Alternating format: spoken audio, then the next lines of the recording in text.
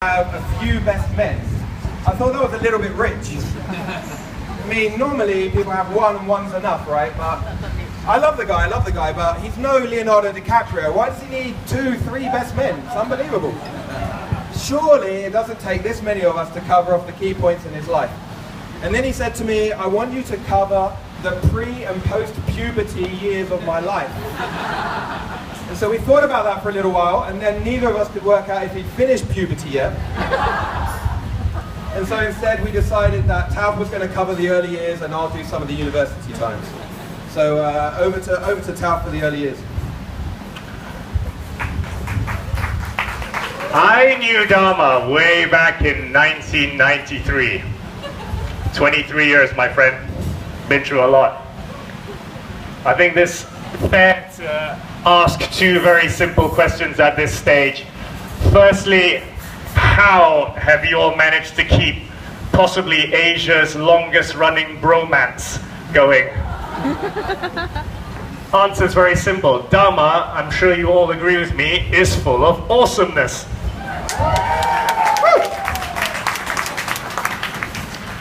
I would say a fair second question would be, so where does Dharma get all his awesomeness from? It takes a bit more investigating to get to that one. To do that, we have to turn back time and see how this fine specimen arrived at its current stage.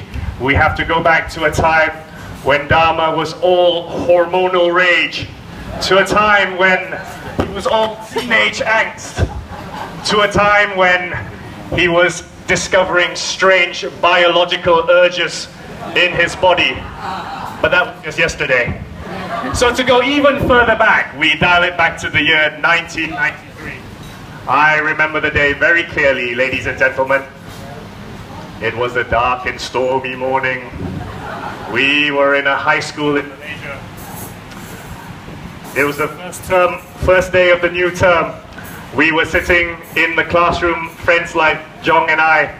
We were told there'll be a new boy joining the year.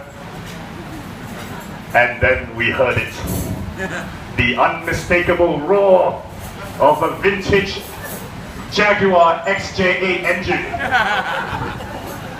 We darted out into the driveway and we saw it. This metal beast drove up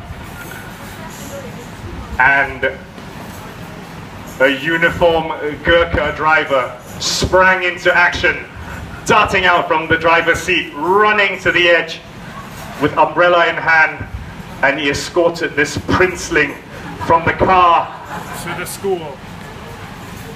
We were shocked, we were amazed, we were speechless, and then we knew from that day on our lives would be changed forever. Even today, we still refer to him as Lord Dharma. I will finish what you started.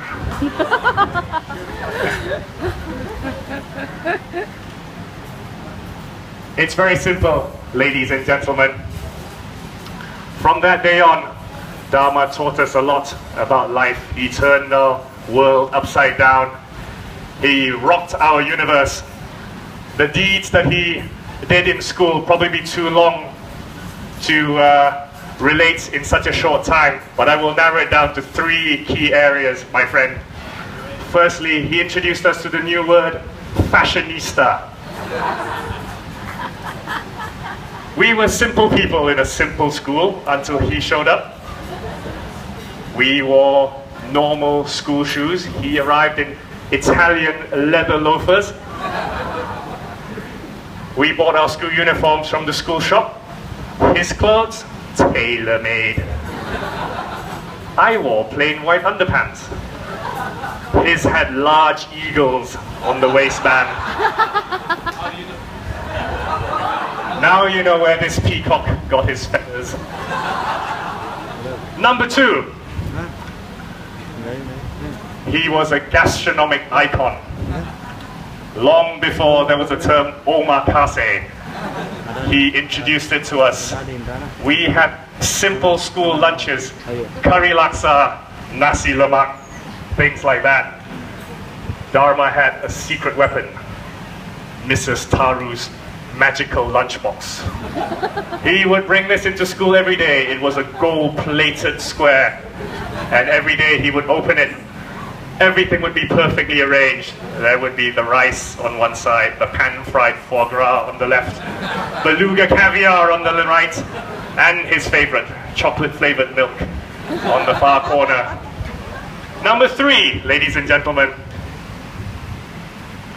He was, how should I put this, to find the polite words, he was a digital icon. He introduced us to technology way ahead of our time. I would say he was a purveyor of high definition, digital, mature content. Quite simply, friends, he smuggled porno into school. And not just any porno. Now, I'm not talking about the content. He smuggled porno laser discs. For those of you too young to remember what a laser disc is, it is essentially a DVD the size of a steering wheel. How he managed that, you can ask him later. So you see, ladies and gentlemen, with such great talent, KL was certainly too small a city for him. He spread his wings and he departed, seduced by the bright lights of London, and he went to university. My friend, it's a pleasure to hand over to you now. Thank you, Tauf.